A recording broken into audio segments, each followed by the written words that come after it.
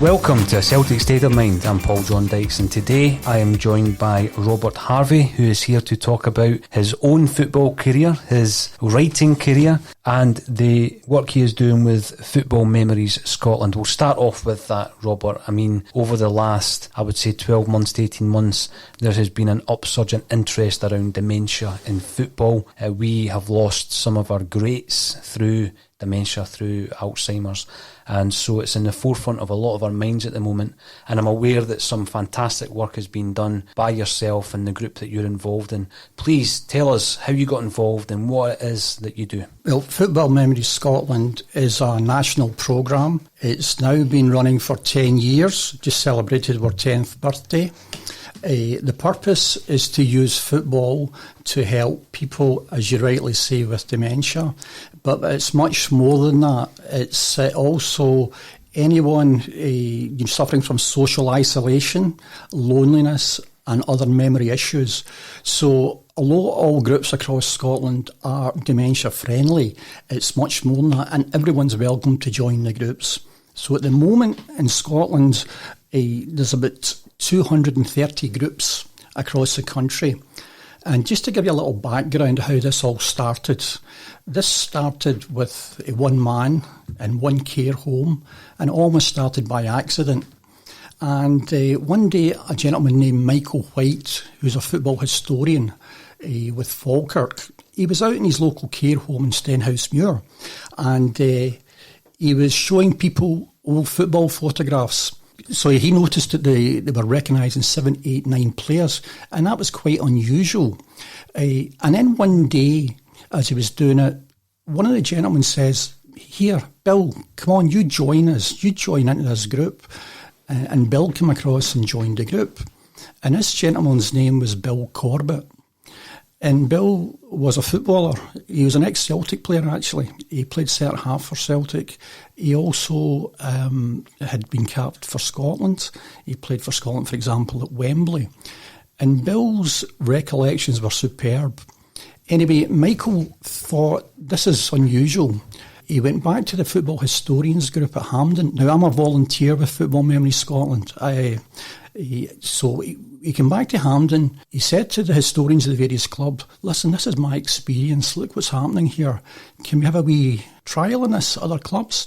So Aberdeen and Hibernian says they would do it. They'd done the groups. They get the exact same results. It was showing people were remembering. Short-term memory was not very good, but long-term memory was excellent. And from that little mini project, there was some evaluations done, for example, from Caledonian University. They says, this is a good thing. There's something good here. And from that small acorn, it's now grown to 230 groups across the country. 230 groups all across Scotland? Across Scotland. And this is these groups are mainly in care homes, community centres, sheltered housing. I do a few in local libraries, community centres. A number of football clubs run their own groups as well. So they're in various places across the country. But it's not just Scotland, funny enough. Last year, there was a group come across from Brazil. Right. They've seen how it's working. They've taken the idea back to Brazil. They've now got their first group running in São Paulo. Right. It's now got a group in Holland as well, which is up and running. And in America, there was a professor come across from America, sat in the groups. He was quite impressed with what he was seeing. He's taken it back to the States, but they use baseball rather than football. Yeah. So I think what's happening here is that football's so ingrained in people. It was a way of life for a lot of men of a certain age and women for a certain age for so long.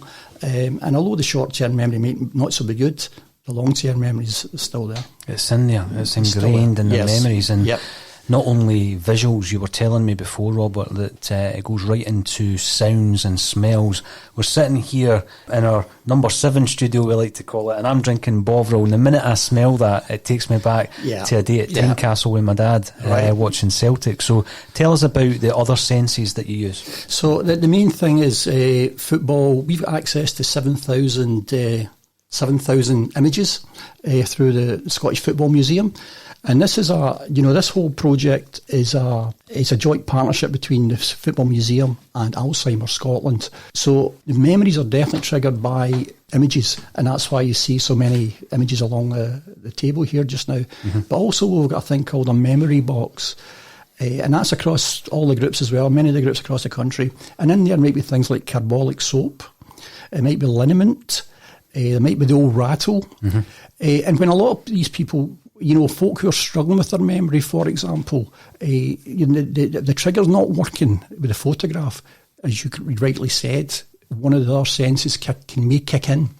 And if you ask anybody, even any of your listeners, if you ask them the question, what is your first football memory? Not watching Celtic or Scotland or whoever, what is your first football memory? And you may be surprised, they may be surprised what they come back with. I mean, I've heard of people going to games and the first smell that they remember, as you said, was on the underground tram in Glasgow. Things like that, they don't go away. But the photograph is the main trigger that we use. Sure, I think it was Joe McAlinden mentioned the pipe smoke. He remembers the pipe smoke and going to watch Celtic in the main stand back then. Mm. How on earth do you recreate the memories of the jungle then, if we're talking about stenches, Robert? No, I was never in the jungle. I'm thinking of a few different elements that could be in that memory box. So talk us about some of these boards. You brought them along. Brilliant visual aids, and the minute I look at that, I'm looking at some of the Celtic players, I'm thinking about their careers. I'm also looking at some who I was lucky enough to have spoken to as well, Robert, and then you start thinking about the tales that they've told you. So talk us about this memory board that you've got here.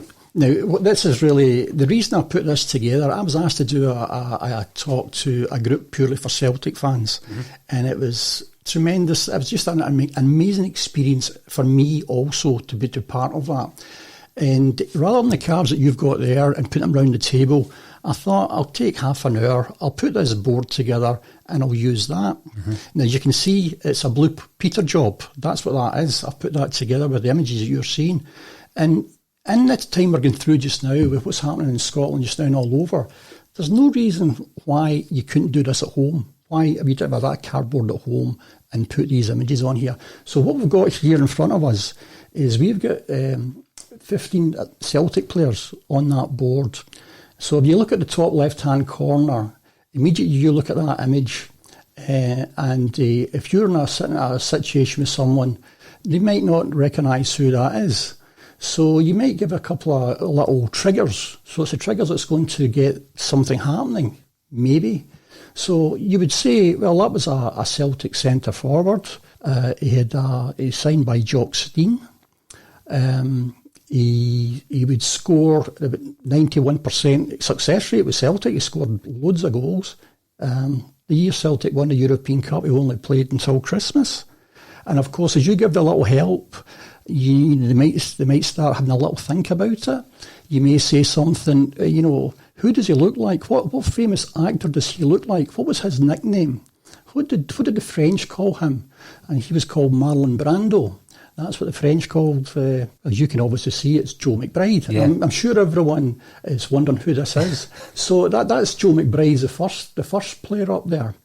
And then if you move along here, I'm not going to go through all these. You come to the right-hand corner, there's a photograph there of a famous Celtic player. The first thing you would say, that's a black and white image, and he's wearing a Scotland jersey. You may say something like, he had really red, wavy hair. That's kind of, when you look at that, you see the wavy hair. You may say he was really relaxed. He was known to be really relaxed before games. He was the sort of player who would read comics before a game. He would go on the physio's couch and sit and read a comic before a game. Can you imagine this? In a big game, he was so laid back. Maybe you would say he could play right half or he could play centre half. You might say something like he played in the same team as, I don't know, Jock Stein and Bertie Peacock, one of the most famous half-back lines in Celtic history. And then they get the more little clues you get, they may come up with something and they come up with their own stories.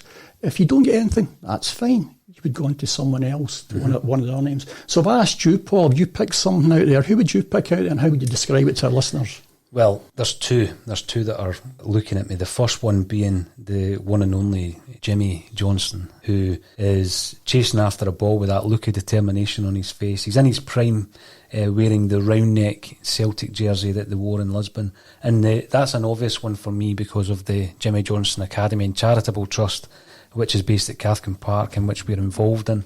And a member of the team, actually Kenny, has been involved in the dementia groups down at Cathkin and also up at Ibrox. He's one of these guys that would be called an unsung hero. So I look at Jimmy, greatest ever Celt, voted for by the fans, 19 domestic and European honours with Celtic, and really just an absolute icon. And that's coming from someone who was unfortunate enough not to have seen him playing. So you would pick Jimmy Johnstone from on that board, Paul. Yeah. So if I then says to you, Paul, we're going to do a dream team. I've got 5 outside rights here, and this is what we do. We've got 5 players for each position, and we'll build up a team. So if I says to you, Paul, outside right position, Willie Henderson or Jimmy Johnstone or the great Gordon Smith for Hearts and Hibs and Dundee, or whoever, who would you go for out the? I'd go for Jinky. I'd go for Jinky because of who he is, what he represents to me as a Celtic supporter. But what I would say is an honourable mention to his wee pal, Willie Henderson. He might come on as a sub. Yeah.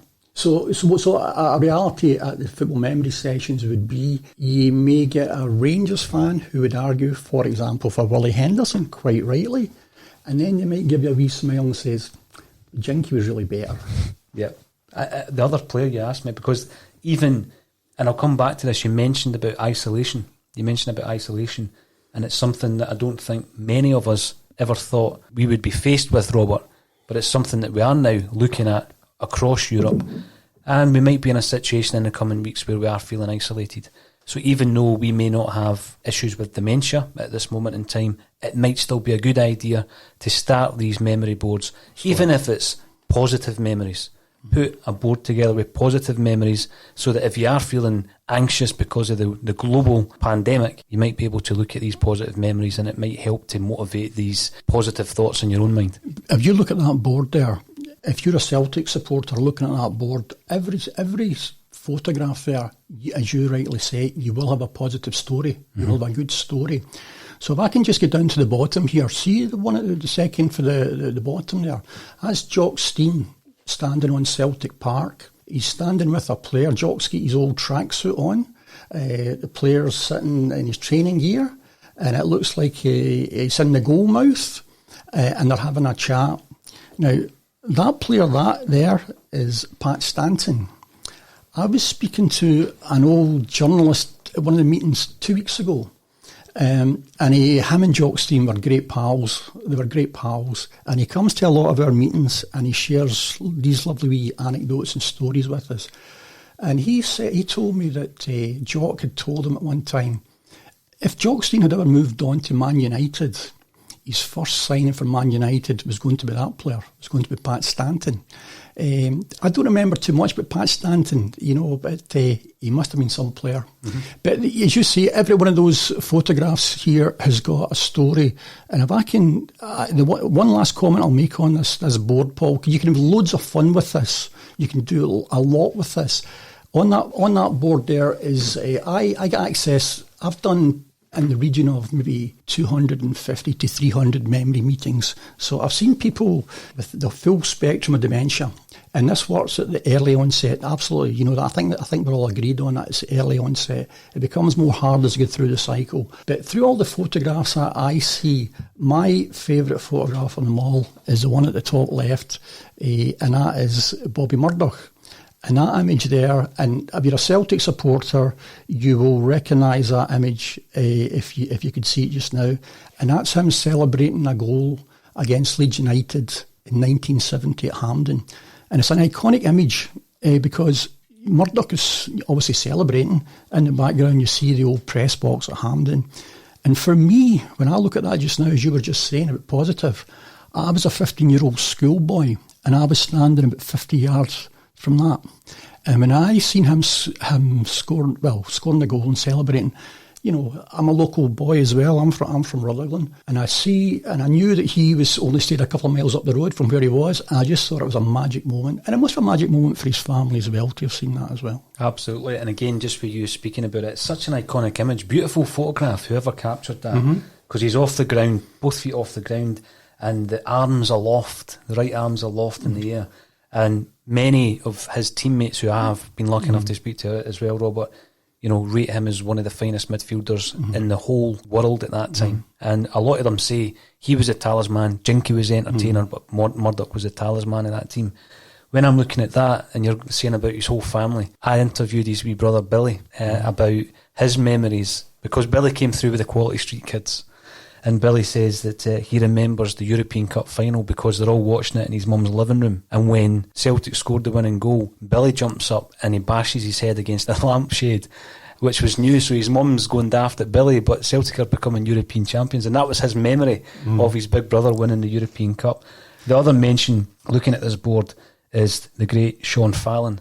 But it takes me back to a sunny day on Great Western Road where I was privileged enough to speak to Sean. So I'm remembering meeting the man, and he's probably in his 80s at that point, on a sunny day in Glasgow, and he was sitting with a wee dram, and he was smoking silk-cut cigarettes. So you remember these things, because I never seen this man playing. But it's all positive memories, like you say, and you're right, Joe McBride does look like a film star, but so does Bobby Collins. Look at Bobby Collins there. That's a beautiful portrait, isn't it? I'll tell you an amazing thing. When you go to these football memory sessions, you're never really quite sure who you're speaking to. You could be talking to a world expert. Genuine world expert could be in your company around that table, wherever you are. We've got a gentleman who goes to the football memory groups, and he's 91 now, and he came for the Gorbals, Paul Medee Oatlands. He grew up with Bobby Collins, so he can remember those days of street football. You know, we all talk about, most of these folk we're looking at on the picture board here, they didn't go to academies. Their academy was a street. That's where they learned to play football. And he's 91. One of the things we started yesterday with Football Memory Scotland, and this is open to anyone, because of what's happening, all the groups have been stopped just now because of the coronavirus. So we started yesterday on Twitter, Football Memory Scotland Twitter. It's an open site. They're putting photographs up to help folk with conversations, triggers, memories. And there's a couple of Celtic ones up there yesterday. But I got a lovely email this morning from that gentleman I'm talking about, 91. I know one of your guests yesterday was Jim Orr. Jim sent me a lovely programme from 1947 yesterday, and I circulated it to people. And this old gentleman came back to me this morning on email, 91, and he says, "Thank you for sharing that. I went through the team." He says, I need to do things like this just now. Because whenever I give anything out to someone, like a programme or a photograph, I will always ask a question. I will always try and get a response. And of course, it makes him think. And he came back with information I had never heard about before. And it was just a wonderful email to start the morning. Now, you've got other items with you as well here, Robert. Talk us through some of the other. You've got some old programmes, one of which is standing out to me because it's a Clyde Bank programme. But it's saying that Jinky is here. Jinky has arrived. So when we go to football memory meetings, these photographs you're seeing here, you know, families come along, they give us stuff, as well as all the tools that we have got, the memory box, you know, the cards, DVDs. We've got lots of things we can use. But families give us stuff. So last week someone gave me this pile of Celtic programmes. Football memories gold. Absolute football memories gold this is. But this one here that I've got in my hand, it's from a game in 1971, and it's Clyde Bank against Celtic. And on the heading on it is the front page and big text that says, Jinky is here. Now, of course, that's a way for a football team to try and get people in as well. They've probably done this previous to the game as well. So can I read one sentence out of this? Please do. So this is the first page. This is obviously the editorial. It's a photograph of Jimmy Johnson. It says this is Jimmy Johnston, and this is what the editor's written. It's a fantastic bit of text. It says, "This is Jinky Johnston, Celtic and Scotland, small red-haired genius, surely the best entertainer in British football today, and ranking alongside the Brazilian wondermen as the world's greatest performers on the soccer pitches of Europe and America." That's an editor of Clyde Bank. But then he goes on to the Celtic team. And you'll see the team here. It's Williams, McGrain, Gemmell, Murdoch, McNeill, Connolly, Johnson, Lennox, Dalglish, Macari, Callan. Now, I'm not going to read all that out, but just a couple of things. So it says against Tommy Gemmell, left back, left half and outside left. He plays them all, and in the same game too. You know, this is someone that's obviously likes football, loves football, and every description of those players is much the same kind of text. Can I have a wee look? Absolutely. It's a bit of football memories. Go doing something like this. It's brilliant. George Conley, certain he's got little transistor rangefinders in his boots. His long, accurate passes can have the other team turning back on their heels just when they thought it was time to move forward. Fantastic, isn't it? It's just great. So you mentioned earlier on as well, Paul, about the football memories meetings, and you mentioned the Murdochs. Kathleen Murdoch's been to a few of the meetings. Right. So Kathleen's brought along some of Bobby's stuff, and she is just fantastic. She sits down. She really knows football. She'll sit down with whoever's there. I will not say to anyone who's at the meeting, who's at the group, whether they've dementia, whether they're maybe just a wee bit low and they just want to come along with part of a group. But Kathleen is great, as is Agnes Johnston. We've done groups here. I remember the day Agnes was joined us next door here actually, and she just sat down and she just helped people. That was the bottom line. She just actually took part in everything. And I think the thing that surprised people was we had some of these photographs here. There's a photograph here of Celtic and Leeds celebrating at the end of the Leeds game. And she said, did our Jimmy play in that game? So she obviously wasn't at the game, and she didn't know who played in his level of football, but she was just good with people. One other person fairly recently, Robert, who was speaking about your group and how well they're doing and how it's helped him and his family was Chris Sutton. Chris has had a much publicised battle with his father, unfortunately, a former footballer who is fighting dementia as we speak. And Chris was very complimentary about your group, but I believe he comes along and helps when he can. Well, I'm involved in another thing as well, which we might come on to, Paul, at Hampden. It's a weekly thing at Hampden, with a group at Hampden. And yes, Chris does. He's come along twice I can think about. We've got a group of about maybe 45 people on a Thursday morning. And if Chris has got some business on at the National Stadium, maybe some publicity work, or he's got something on, he's one of the lads in our group's son works with Chris in BT. So Chris very kindly has come in a few times actually, and he just sits himself down amongst the group. We talk football. He's quite happy to share a few stories.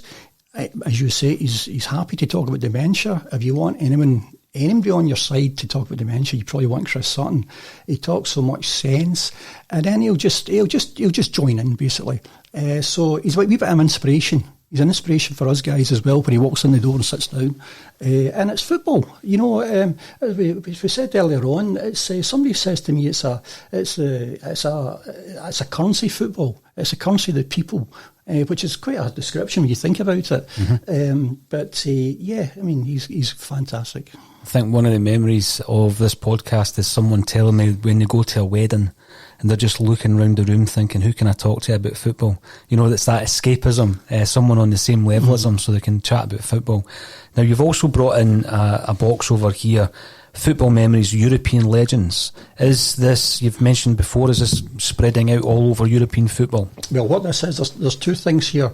First of all, when I mentioned to you Football Memories Scotland Twitter, you put that into Google, or you'll go onto the site, and when you go onto that site, you'll see yesterday was loaded a dream team.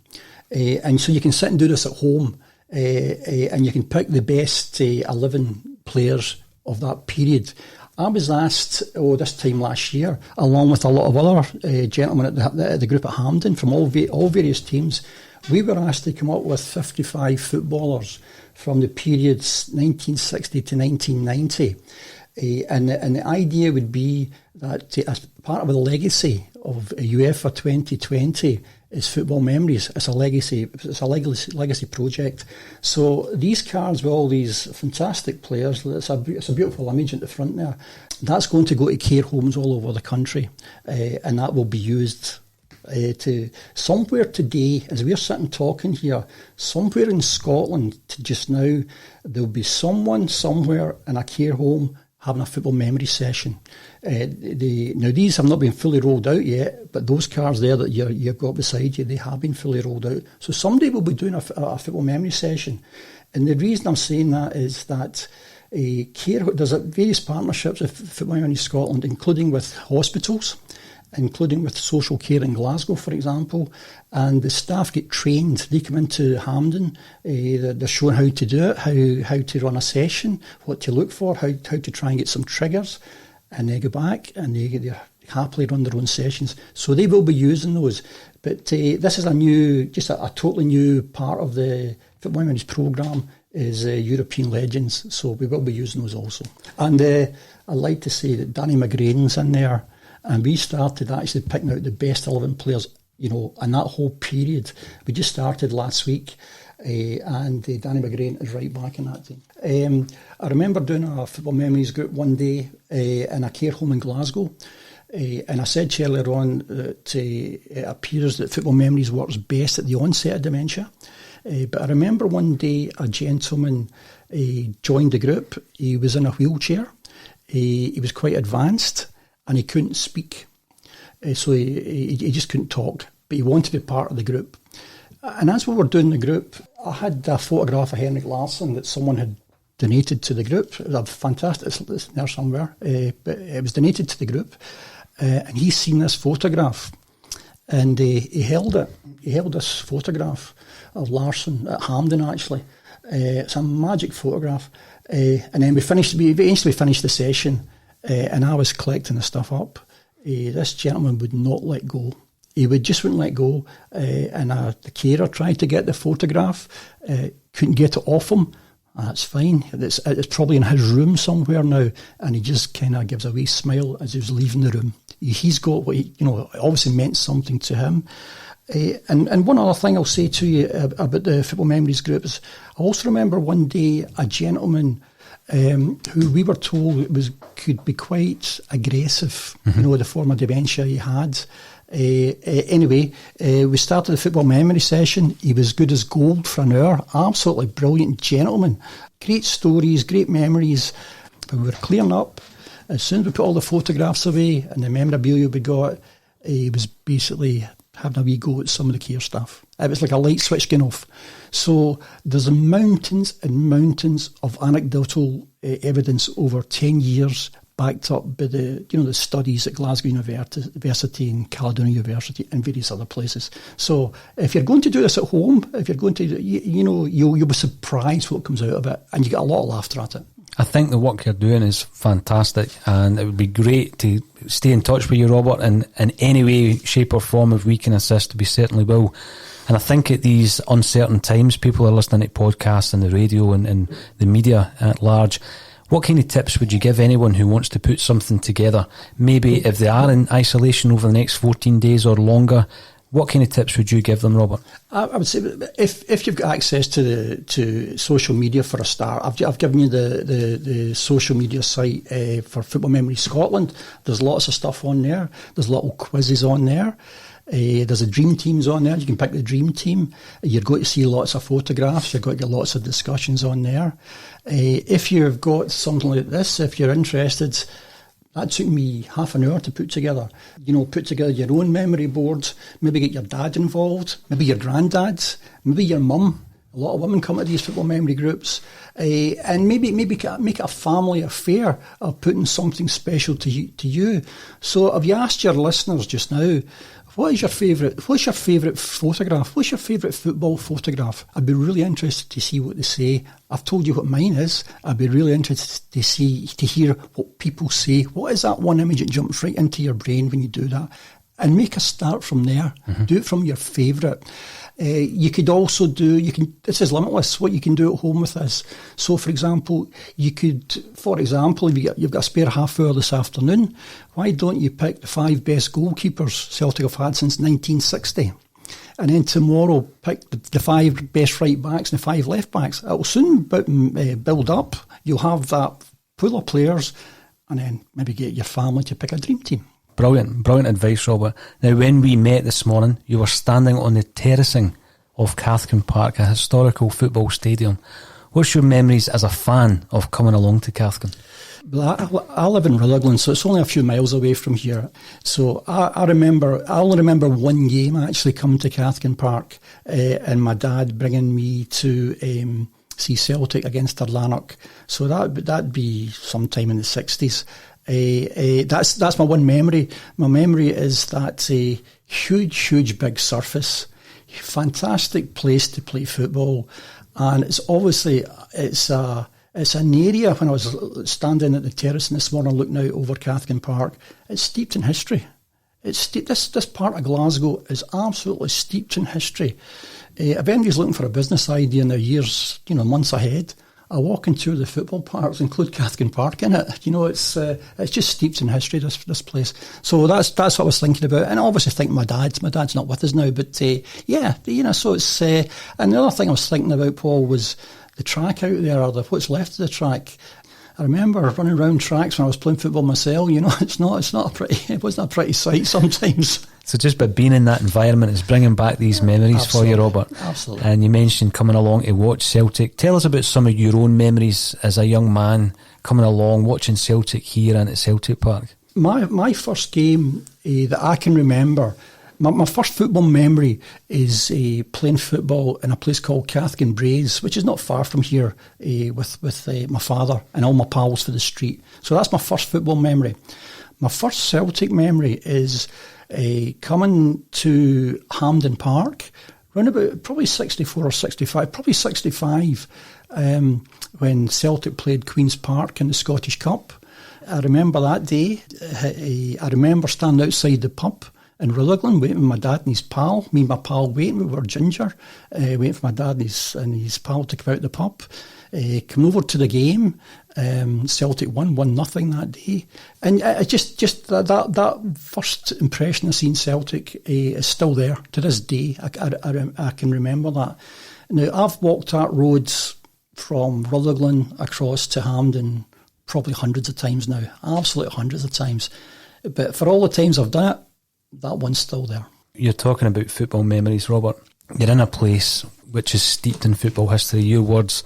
You've had a walk around the pavilion at Cathkin Park, which is where the Jimmy Johnstone Academy and Charitable Trust are based, and it's more or less a shrine to wee Jimmy and some of the accolades that have been made to him.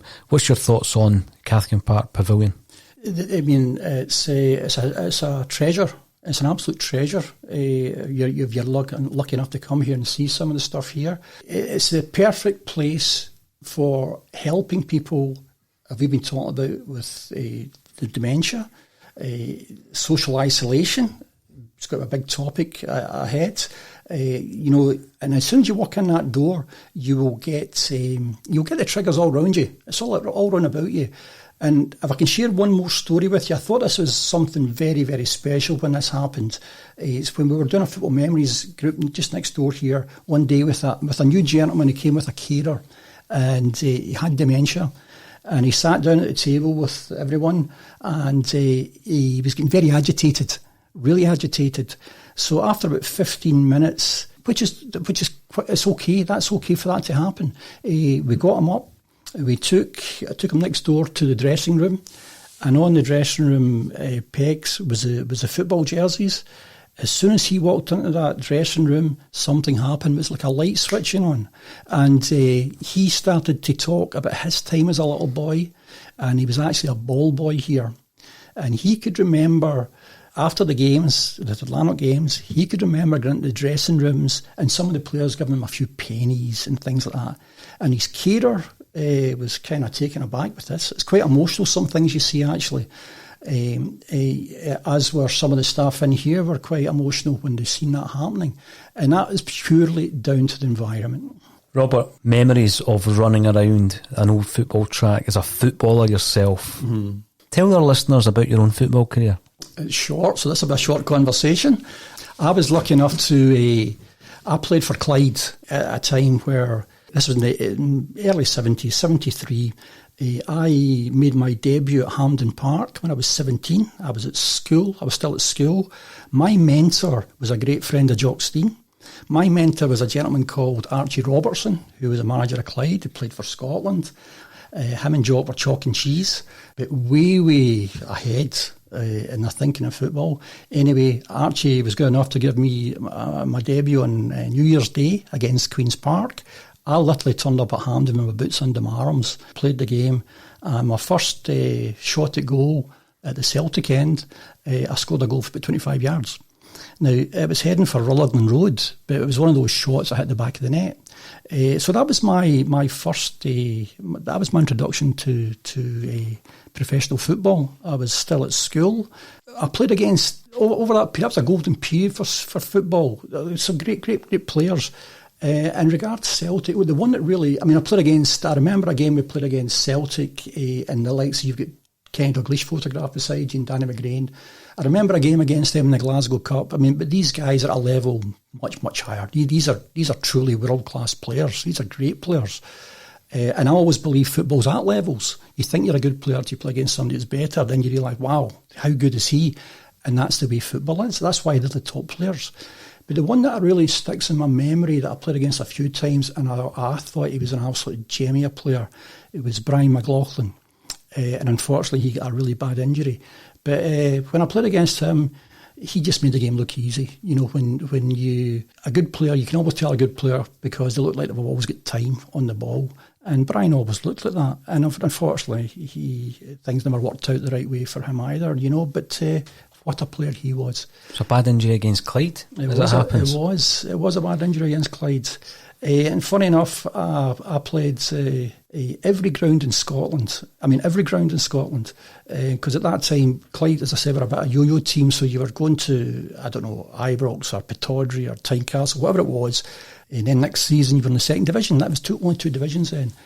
But yes, the game you're talking about, yes. I was sitting in the stand that day. I kept getting dropped. I don't know why at Celtic, but I kept getting dropped when I went to Celtic. So I was in the stand that day, yeah. The sad tale that I'm told in relation to Brian, who was called Super McLaughlin, is from his very dear friend John Sludden, who said that the week previous to that, Celtic were playing Dunfermline, and he went into a tackle half-heartedly, and Jock's team went through him in the changing room. And it was on his mind when he went in for that ball with McVie that day. And he spoke about that, although John Sludden did say that Brian McLaughlin showed no regret. He was a happy guy all the way through his life, and obviously he died prematurely, not all that long ago. You've mentioned quite a few times Rutherglen. You've mentioned the great Bobby Murdoch. Yeah. I've got a book in front of me, The Boy from Rutherglen. So not only are you an ex-player and you're involved in football memories, you're an author. Talk to us about your writing. Well, the book you've got there, I did that about 12 years ago, I think. It's called The Boy from Rutherglen. And it's really a series of little stories, little quotes, notes, anecdotes about Bobby Murdoch. So I had the great fortune to meet a lot of Bobby's old school pals. I don't know how many old gents in Rutherglen I've met who taught him how to pass a ball. I mean, his class size must have been huge. But they always says they told me I taught him how to pass a ball. But I got all these lovely little stories from him. As did Kathleen. I sat down with Kathleen as well. She didn't know me from Adam. She invited me into her house. We spent ages talking football. I loved it. I loved every minute of it, actually.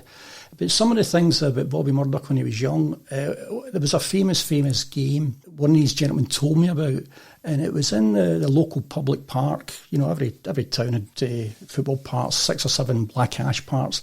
And there was a school game one day when Bobby was probably about 11, 12-year-old, something like that.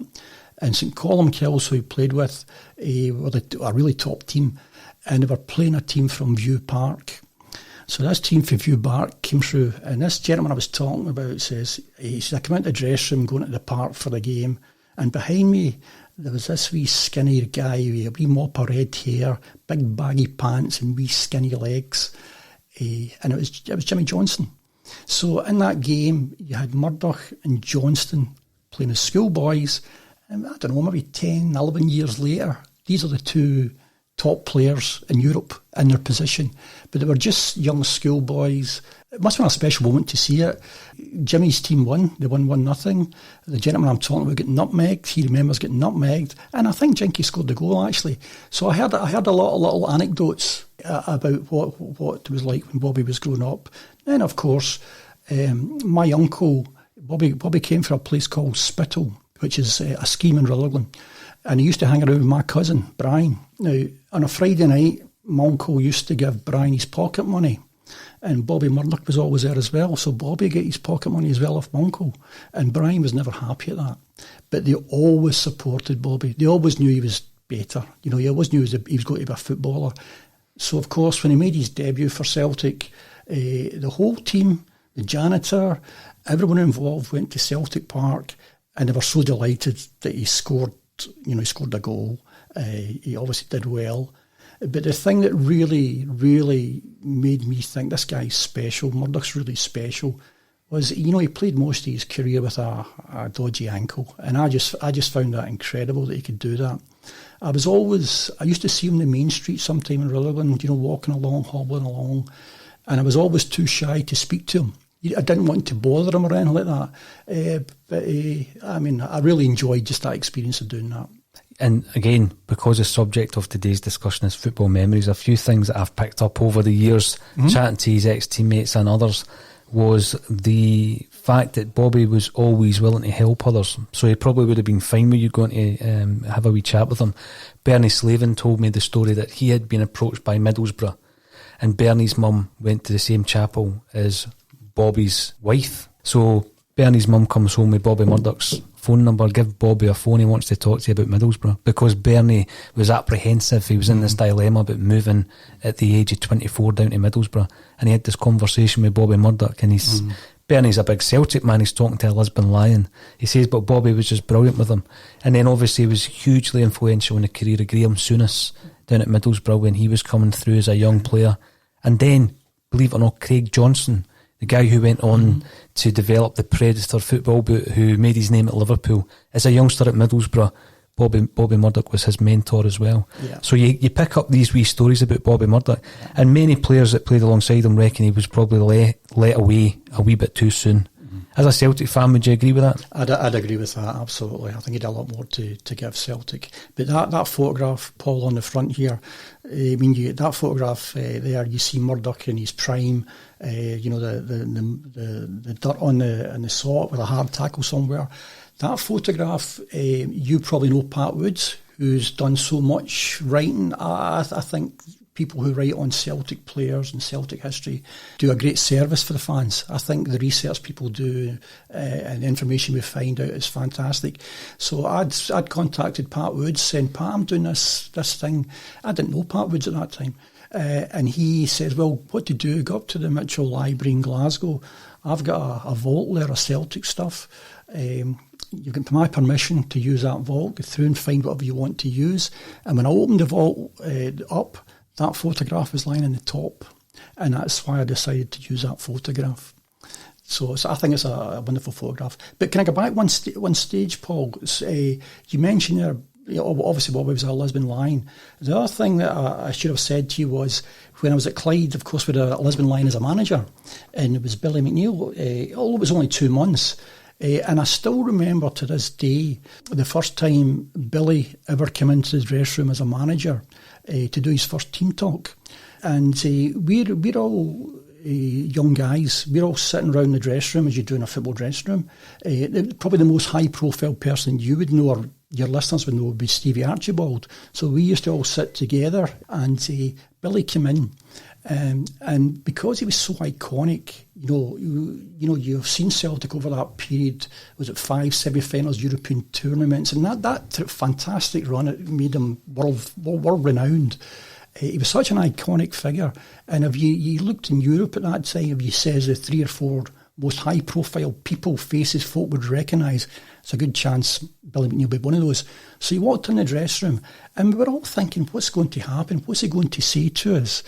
And what he did was, he went up to every player, he shook our hand, and he told us a little bit about each and every one of us. So he knew where I came from, where I played football, what I could do, all that sort of stuff.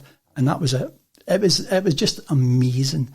And then, of course, it's quite a change for folk who know Shawfield, where Clyde used to play in Glasgow. We had a dog track around the training. So the first training night was a Thursday night. It was that's dog night. So the dogs start, and all the players, we knew that when the dogs were cut out to basically do a dummy run for it, you didn't move, because the dogs would chase you.